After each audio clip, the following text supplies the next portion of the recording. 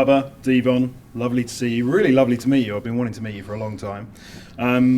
Did you just use the word lovely in describing meeting us? Yes. Lovely. It's a lovely experience already. It's lovely to meet us? That's a UK expression. Oh, okay. Yeah. Pleasure to meet you. Pleasure. There you Lovely go. just is weird. I apologise. All good stuff. Well, the thing is, you've made me laugh already today. You've told me some good stories. I think that's a lovely experience, no? It's quite lovely. Quite lovely. Firstly, welcome back to WWE. It's great to see you back. To me, it feels like you're really having fun on this run. Is that fair to say, coming back as the veterans? Absolutely. Yeah. I mean, we knew that coming back here, this was going to be, our last hurrah. And, of course, anybody who knows it's going to be their last hurrah have to go out with a bang. And we are going to go out and have as much fun as we possibly can and put as many people as we possibly can through a table. We're going to take over where we left off 10 years ago. When we first came to WWE, coming from ECW, now you reached the big time, and you kick and you fight and you claw your way to the top every day, fighting to defend, your creation and being very protective of the Dudley, act.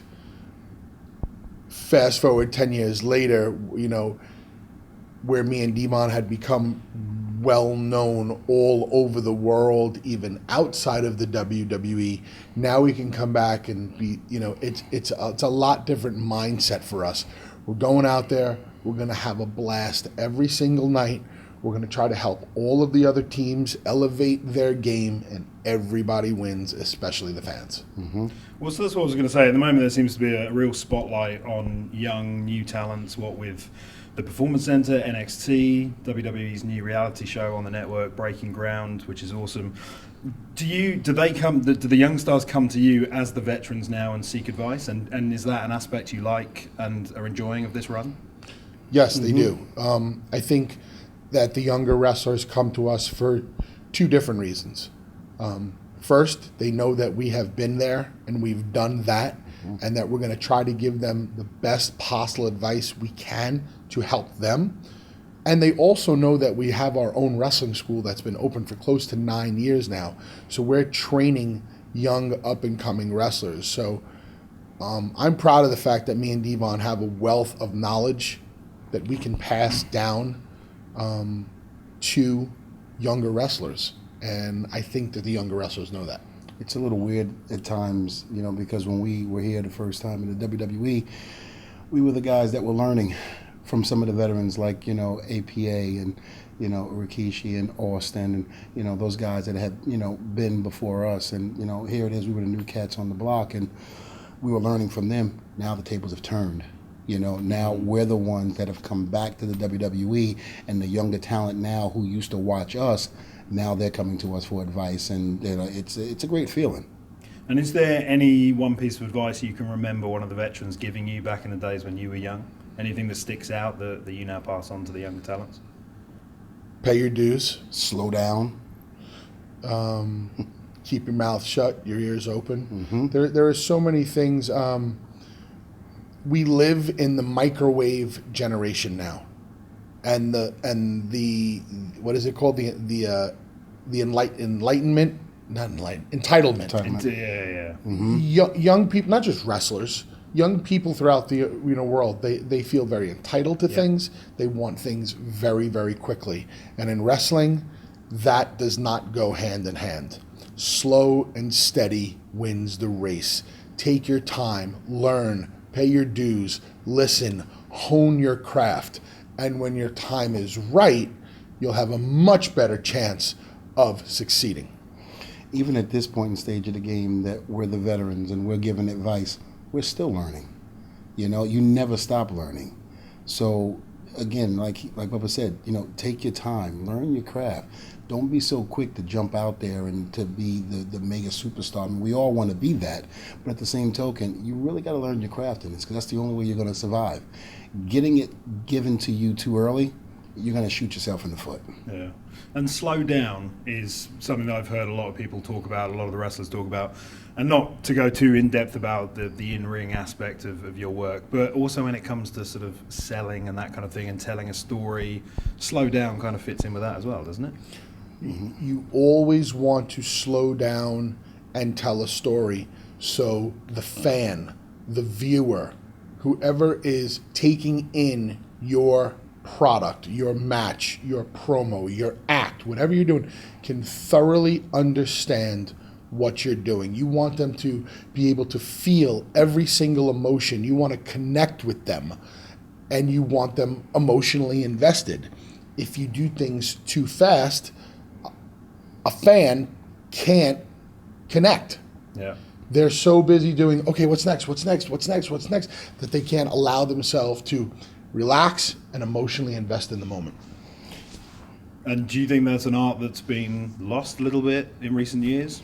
Absolutely. Yeah. I mean, you see that on even a smaller, what they call independents now, where they are just going out there and trying to be, daredevils, where they're doing this and they're doing that. They're not taking time to breathe, to let the fans breathe, to let them digest. They're not telling a good story. A fan is not going to react if he doesn't understand what the hell's going on. Yeah. And that's the key. They have to understand. And, when I look at it, and look at some of the younger guys on these independent, circuits and things of that nature, or even, whatever. If we don't get it as veterans, what makes you think they're going to get it at home? It's not going to work. Yeah. Slow down, learn your craft, tell a good story. We were always told that when we were coming up in this business. That's why we're so successful, because of the fact that we took the time to learn and to take heed to what those veterans were telling us over the years. Yeah. There's the old saying, there's old school and there's new school. There is no such thing as old school and new school. There's right and there's wrong. Mm-hmm. Okay? Yeah. The old school way has been working since day one. The new school way of doing things so fast, it don't work. Yeah. There's a saying that my football coach used to always say, if you fail to prepare, you're preparing to fail. And it's just as simple as that. Yeah, absolutely. Well, talking of telling good stories, a story I'm loving with you guys at the moment is what I feel is a good old-fashioned slow burn towards your 10th tag team title. I'm actually enjoying I'm enjoying seeing you not win the matches, because I'm looking forward to that amazing moment when you pick up the belts. So with that in mind, what are your goals now you've returned to WWE? Can we see maybe a 10th title reign happening on the grand stage of WrestleMania? The number one goal that we had when we came back here was a very unselfish goal. Mm-hmm. We came back here to try to help the tag team division get back to where it once was. The New Day is doing a great job. The Usos do a great job. The Primetime Players, the Luchadors, the Matadors. Before Tyson Kidd got hurt, him and Cesaro. There's a lot of good tag teams down in NXT. So WWE is on the verge of their tag team scene really kind of breaking out again. And me and Devon, looked at it and said, okay, now is the right time.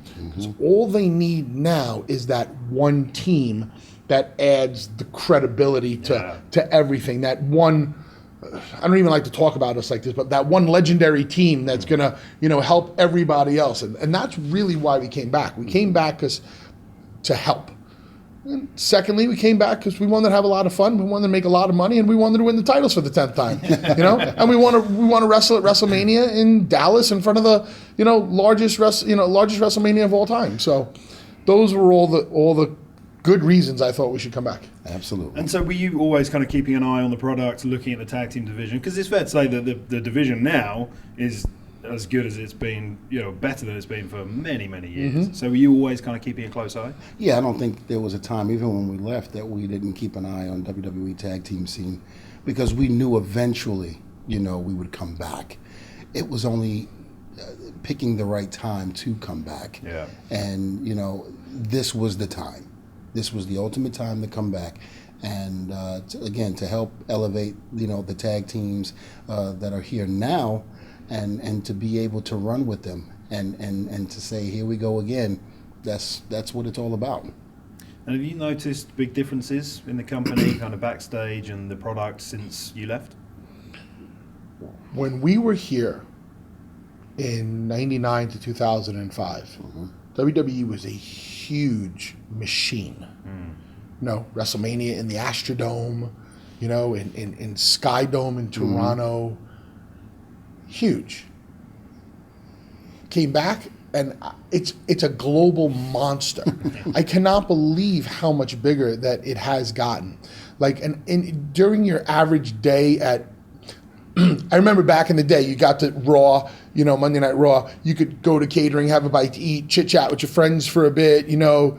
Now you're being pulled in every direction, whether it's we need you to do something for the network, for .com, for the show. It's become so huge, and to see it all come together, it's a well-oiled global monster machine. Yeah, it's phenomenal. Talking of phenomenal, the new WWE 2K16 game is out. First of all, you guys, big gamers, and what do you think of this new game? Because they seem to get bigger and better every year. You know, since I guess when we came in '99, you see what the game looked like back then, and you look at the wrestlers, and you go, okay, you know, it's cool. But now all of a sudden, you fast forward 10, 15 years later, and you see how the video game, you know, technology has evolved, and it's like, oh my God, that really looks like, you know, the person you see on TV. Yeah, I mean, it's so realistic. It's unreal. And of course, you know, when I used to play the game back in the day, I could never play myself because I would always get beat. And I guess that still holds to today because I played the new game and I still get my butt kicked. It's not even funny. I can't even do it. I can't do anything in the game. When it comes to video games, I'm still on Space Invaders and Pong. Really? Proper old school. Proper old school. One thing I find slightly overwhelming about the game is creating your own superstar, which is an awesome aspect of the game. But so many options, so many different things to do, so many, you know, creating character names and looks.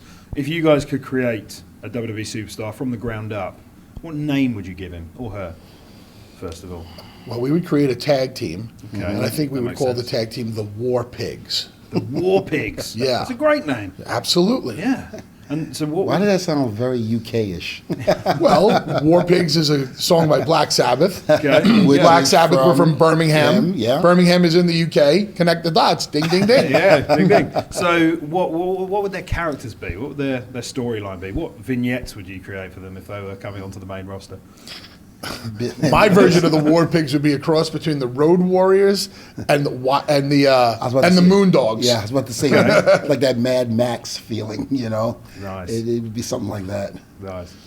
You know, even though you just brought up something interesting, even though I don't really play video games a lot, I was just reading the back of the video game before we started doing the interview, and I was shocked to see all of the different things that you could do. It's not just something where you put the game in and you just play it. Right. This is 100% totally interactive video game playing, which I think is really cool. Yeah, it's amazing how far video games have come. I tell you what, give it about 3 or 4 more years and you'll be able to be inside the game. Yeah.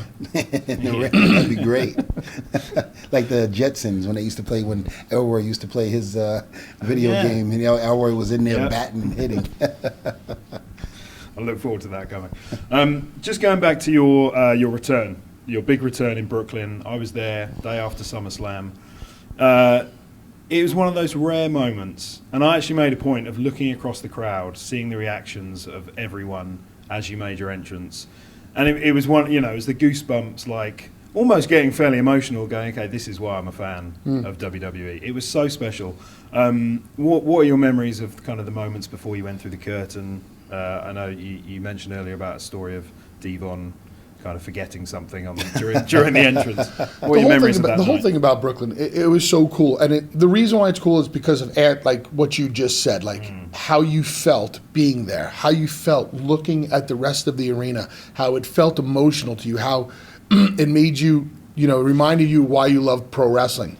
Those are the best things that we can hear because that's what we're going for. Me and Devon don't just go out there to get a canned reaction. We want to go out there every single night and get a reaction that really, you know, is memorable. We don't care if we're the first match. We don't care if we're the last match. We care that we're the match that you remember when you go home. Yeah. And that moment in Brooklyn will stick with you for a long time because it was so intense and so memorable. And that's the beauty of what can happen in wrestling when you can keep a secret. Nobody knew we were coming back. So is this legit? Like I heard Michael Cole, JBL, they didn't even know? Is that true? Nobody knew. Remarkable. 5 people knew. Me, Devon, and the 3 other biggest decision makers in the company who put the deal. And that's it. Nobody knew. Legitimately 3 minutes before we went out, they brought us in, and and that was it. And because nobody knew, because no secrets got out, that's why we got the reaction that we got, and which I like to call the shock pop. Yeah. It's a reaction unlike any other reaction. If you go back and if you don't watch it, listen to it again, and you can hear the pitch in the people's voices when they're screaming, and they're absolutely shocked. And when you can grab them like that, and It's so raw, isn't it? It's a gut reaction. Absolutely. It's one of the coolest feelings ever. I mean, you had grown men, just I was one of them big ones. I was one of them. Don't worry about screaming that. and yelling. I mean, it Yeah. was a really, really a good feeling. Yeah. To really be able to go out there and, like he said, get that type of reaction. You don't find that nowadays. You just really don't. And with social media being the way it is, it just, you find out way before it happens. It just ruins everything. To be able to keep that a secret and nobody knew, you got a real raw reaction from the fans. There were, I guess there were, if you go on YouTube and you see certain things that says Dudley Boyz reaction, I guess people were looking, they like to be, like I like to call them, the ESPN analysts of pro wrestling. So as the show is going on, they're watching it, and for them to just, well, first, they want to tell you how this one did wrong and that one did wrong and blah, blah, blah. And then all of a sudden, our pyro hit and their mouths dropped. Yeah. It was like that reaction because they didn't see it coming, And so to see reactions like that from people like that, it's just, it was great. And you talked about kind of being veterans, and I guess now you're older, you know what you want, you know what you want to achieve from this run. And I guess you've got a fair bit of say in how things are done. So the planning of that and keeping it a big secret, were you sort of part of that? Were you very much saying, this is how we want to do it, don't reveal anything, don't promote it? Were you part of that planning? Actually, I was a little bit more involved only because we had kept the secret 6 months earlier at the Royal Rumble. Yeah, okay. When I came back at the Royal Rumble in Philadelphia, almost the same reaction because we were able to keep the secret. Yeah. So when we came to negotiate a deal with WWE and they're like, well, we don't know if we want to do it like this or like this, I said, why don't we do it the same way we did it at the Rumble, because it worked so good. And they said, you know what, great, that's exactly how we're going to do it. And it worked. Yeah, it was amazing. So WrestleMania 32 on the horizon. It's going to come around very quickly. Biggest WrestleMania of all time, I should imagine. And funnily enough, it marks the 15th anniversary since your WrestleMania 17 TLC match. Can we see a sort of celebratory return to that match format on the grand stage, do you think? Ooh. Come on, surely. Ooh. Is that in your vision? Is that something you've thought about? It's so... You don't want to give anything away. No, it's not even that. It's such a double-edged sword. Okay. How, when it comes to a TLC match, for me and Devon, how can we possibly top anything that we've done before? I mean, our TLC matches are talked about, in wrestling circles as some of the best matches in WrestleMania history. So if we can't top it, I'm not sure if we want to do it. Other side, if we had the right guys to do it with, we probably could come close to topping it. Because being older, smarter, better storytellers, we might be able to pull out a TLC match that has a more in-depth story than some of the other matches. But like I said, it would take the right guys to do it with. Yeah. I mean, it's very hard without Edge and Christian, without the Hardys. You know, we got to be able to tell that story. Not to say that there's not other teams or other wrestlers that are not of the level of the Hardys and Edge and Christian, because there's tons of talent in the WWE locker room. But that match is a very, very difficult match to put together correctly. Yeah. And are there two teams that you would pick from the current roster to take on that challenge with you guys? Well, I mean, we're in there with New Day. I mean, we're having a hell of a time with them right now. The Usos would be one. I think if you would ask us right now, it would be the New Day and the Usos. Okay. That match requires an incredible. You have to have such chemistry with the other guys that you're in there with, where you know what they're thinking, they know what you're thinking. We all know what the match is backwards and forwards. I'm a little bit more old school, so I don't pull back the curtain too much. No, but that's good. if you really, really knew what went on to put on a TLC match behind the curtains, you'd be shocked. Yeah. You'd be shocked. When people talk about the most dangerous match, the most difficult match, try putting together a TLC match with 3 teams. Yeah. It's hard. It's not. So it's really a big deal to you guys. It's not just like, oh, this will be fun, let's do it. There's a lot of thought that goes. I don't want to screw up the legacy. Yeah, that's fair. You could have. I mean, if you did the nostalgia match, if the Dudleys, the Hardys, and Edge and Christian were to do TLC 3, I mean, holy crap, that's a big deal. Doing it with other teams would be really cool too. Just as long as we could top what we did, and even better, if we could top what we did and help make another team. That would really be the important thing. Yeah. That, having the Dudleys in the match is cool, but if another team like the New Day or the Usos or whoever could come out of that match and be higher on the card and elevate themselves, then that would be a job well done. Yeah. And again, WrestleMania is almost 6 months away, so we got time. We'll see what happens. Well, let's just talk about the New Day for a minute, because everyone is loving them. They're getting higher and higher on the card. The comedy stuff they do, the trombones, the Big E's wiggles, the songs, the singing. It's so Mr. excellent. Wiggles. That's what I'm going to start calling him. Mr. Wiggles. Mr. Wiggles. Boom. There you There. go. We'll send There you you go. 15%. So Mr. Wiggles and the other two guys, they're so good. Xavier is amazing. Seems like he's got an amazing wrestling mind. The comedy stuff they do, have they ever made you corpse on live TV? Have you ever laughed at anything they've done?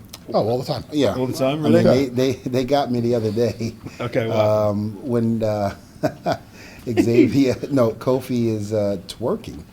He does it a lot, but this particular night he starts doing it. And he goes, "Devon, you know you want it. Devon, you know you want it." And I wanted to wring his neck, but at the same token, I couldn't help but laugh. Yeah. I couldn't help but laugh. He's funny. They are doing. It's called World Wrestling Entertainment for a reason now, and the New Day are very entertaining. Yeah. And entertainment is what it's all about. But it does present a little bit of a problem when you're trying to go traditional good guys, bad guys, and the bad guys are getting laughs. Yeah. But I think we've been able to work around it really, really well, and I think we have not gone down the road of we're going to have good guy versus bad guy matches. We've gone down the road of we're going to have entertaining matches.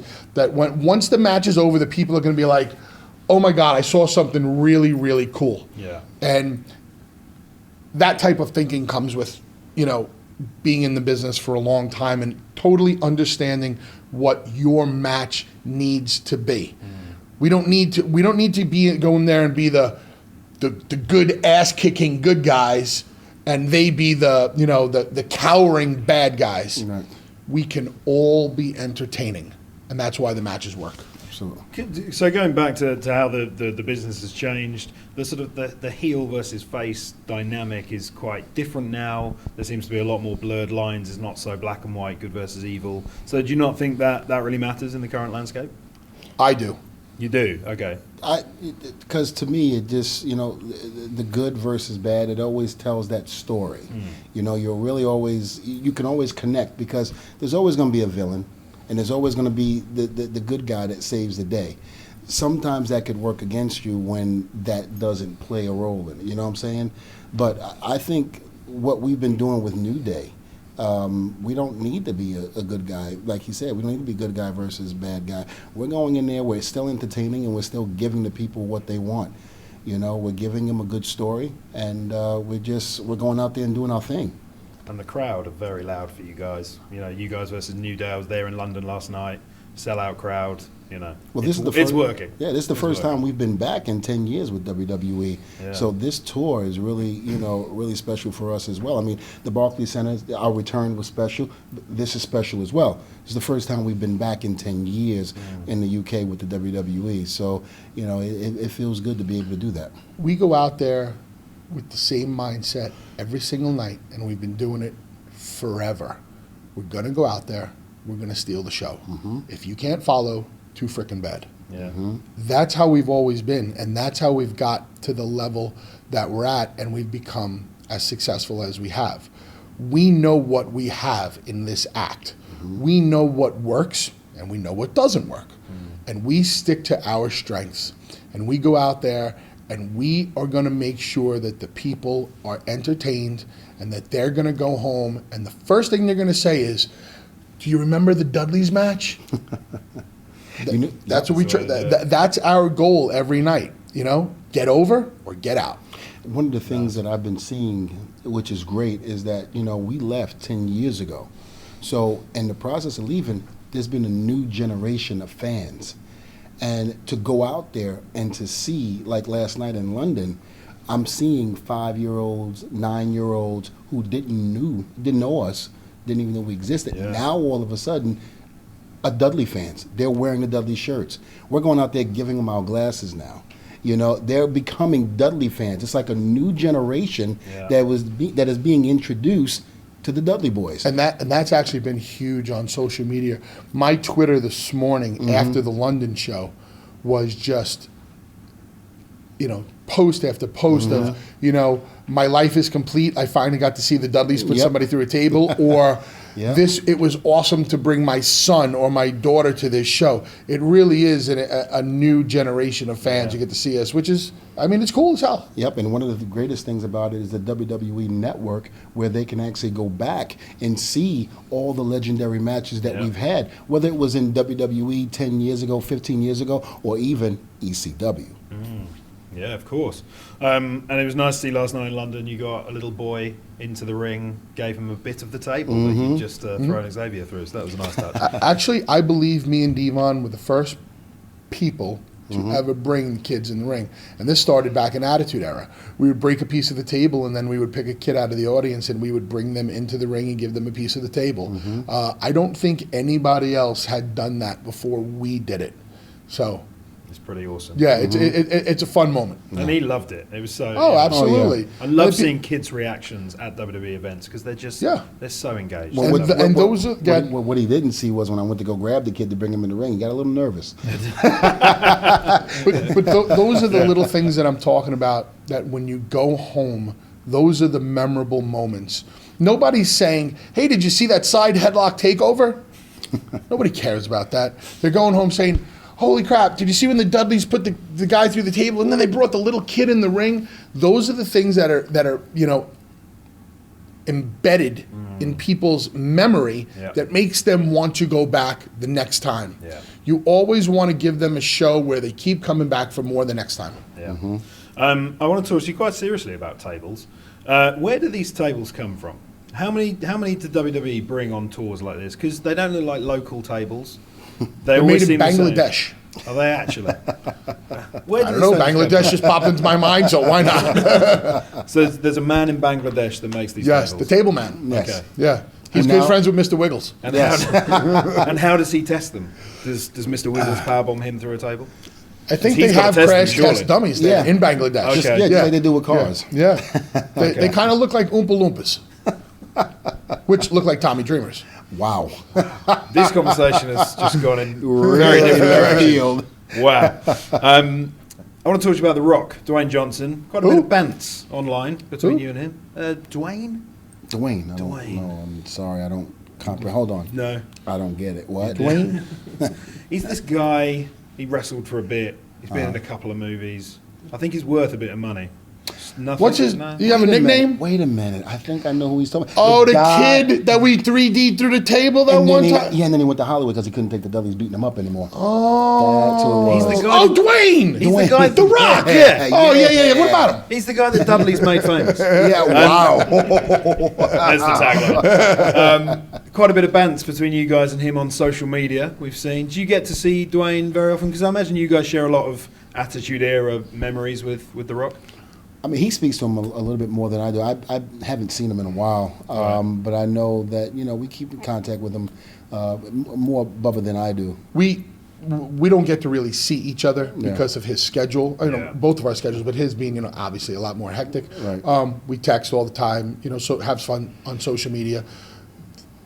Me, Devon, and Rocky were genuine friends when Rocky was here. We rode together. We stayed at the same hotels together. We went to the same restaurants, same gyms. We were road companions. They even took my rent-a-car and played roller derby with it. Yeah. Didn't tell me until the next morning. I went to the car to go to the gym and find out that both ends of the car was smashed in because they decided to just have fun with the freaking cars that night. Oh, nice. Yeah. Nice. And did you have to pay for this, Devon? Or Yeah, did Dwayne get the bill? Well, no, I actually had the insurance on it. So. Okay, so you're all good. So we're happy so happy for all his success. Yeah. He deserves it. Love it when he comes back to the WWE. It's good for business, and he's remained a good friend, throughout the years. And there's always so much speculation. Will The Rock come back every year for a WrestleMania? Any talk, any rumors about him returning for Dallas? I mean, if you're going to try to put 100,000 people into the AT&T Stadium and have the biggest WrestleMania of all time, to me that's an all hands on deck show. Rocky, Austin, whoever you can possibly get to be there to put 100,000 people. You have Rocky on the show. That means more people are going to want to buy the show. More people are going to want to come see the show. Bigger payoffs for everybody. Yeah. So at the end of the day, it's business. And if having guys like that with their superstar name power works for the show and is best for business, I say great. And you guys are obviously fans of the business. So as fans, if you could pick anyone to face Rock at WrestleMania 32, who would you want to see him face off against? Rocky against...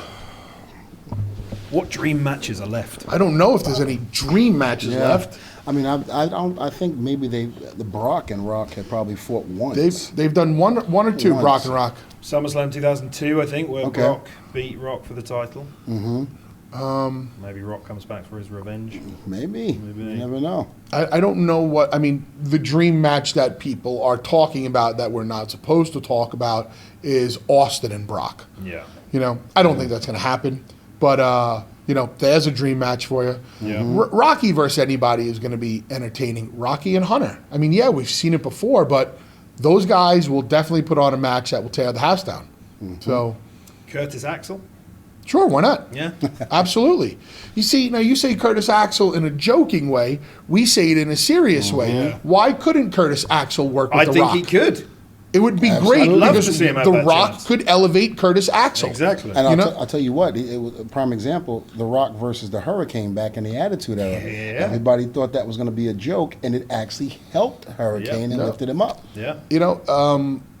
Curtis, he's a very accomplished wrestler.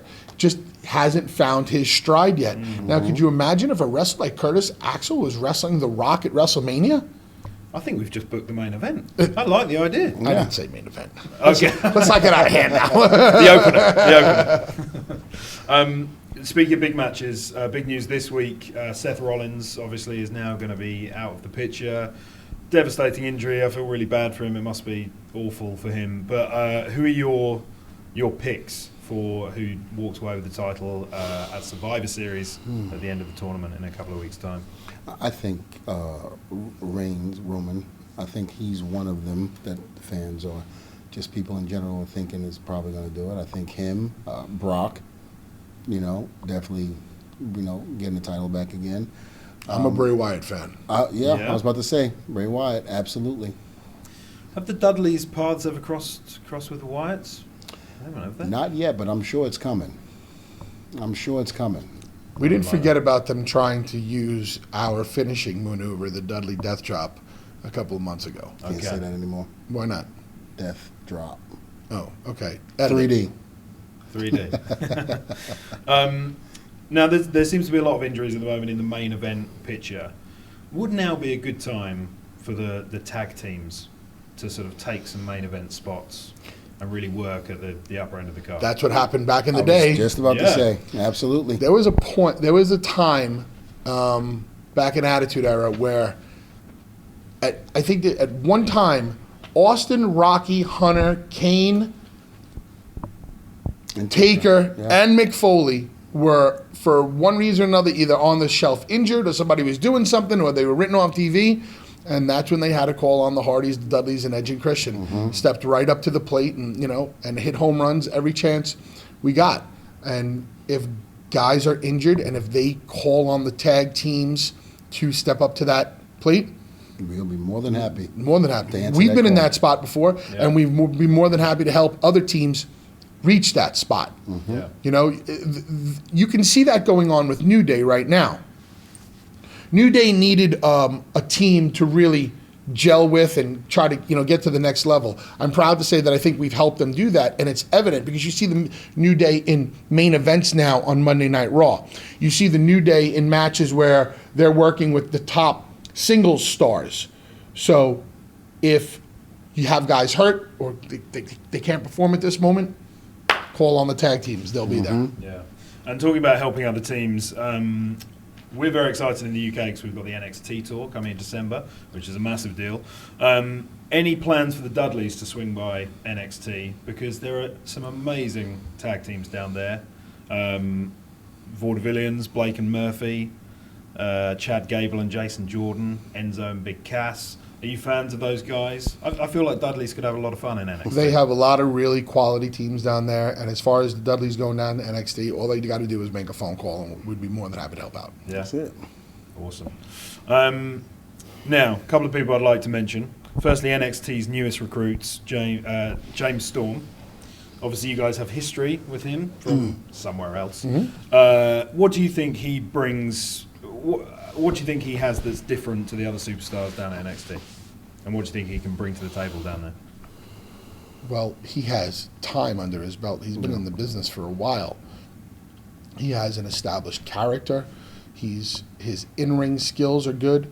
His mic skills are good. He's got a good look. I think he helps on all levels. Yeah. Yep. And we've been in the ring with him, so we know what he can do, and he's definitely someone that could really, really help out NXT, and become a star. Yeah. And Bubba, your other half, the lovely Velvet Sky.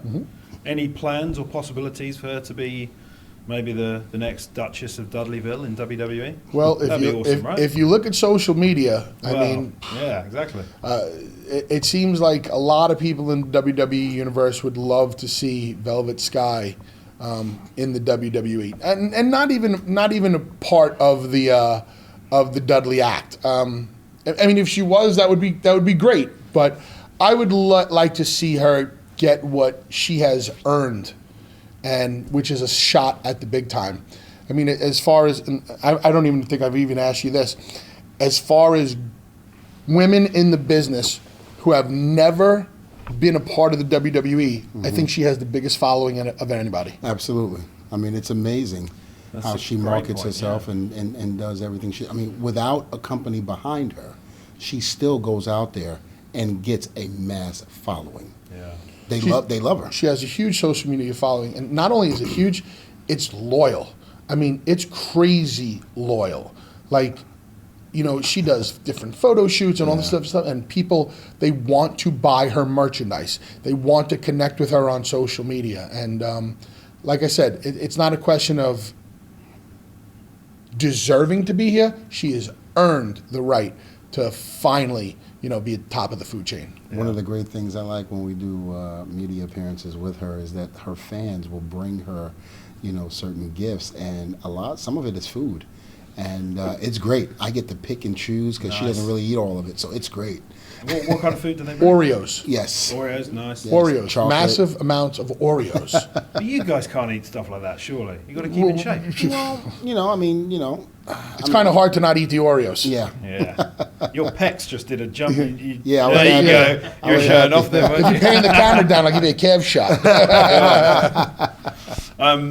I would happily chat to you all day. I should wrap things up, so I'm probably going quite long. But just a couple of things. Going back to New Day quickly and their success, it feels like, as I was saying, Xavier seems to have a great mind for the business. It seems like they're bringing a lot of their own ideas into the characters, and they're getting over with the fans. Do you think that's an issue nowadays? Because it feels like a lot of their stuff is coming from their own personalities, and some of the biggest stars in the history of the business have been exaggerated versions of themselves, and they're the stars that seem to get over the most. Do you think stuff is maybe too scripted nowadays?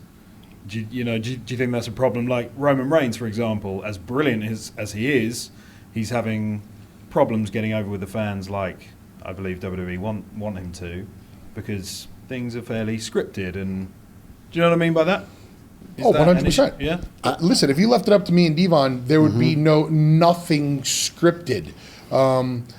We've never really worked like that. We've always did everything on the fly. It's just the way we did things. Yeah. We're at our best when we have no idea what we're about to do and say. Yeah. But, I mean, we don't own the WWE. We work for the WWE. We're hired to go and perform what is written. And we try to do that to the best of our ability and try to get it over to the best of our ability. We try to always incorporate the little things that we would like to do. It is a little bit different now than it was when we were there, but it's still pretty much the same. Yep.